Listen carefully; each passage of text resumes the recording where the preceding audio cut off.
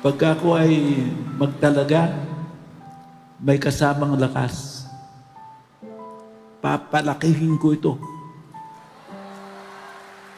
Bagaman maliit ang ating pasimula, isa ang sakal niyang salita na nasa puso at diwa.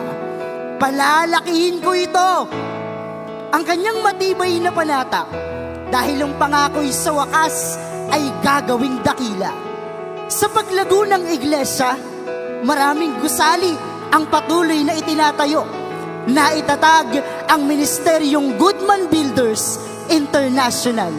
Bantayog ng pananampalataya na ang Diyos ang nagpapalago. Palalakihin ko ito.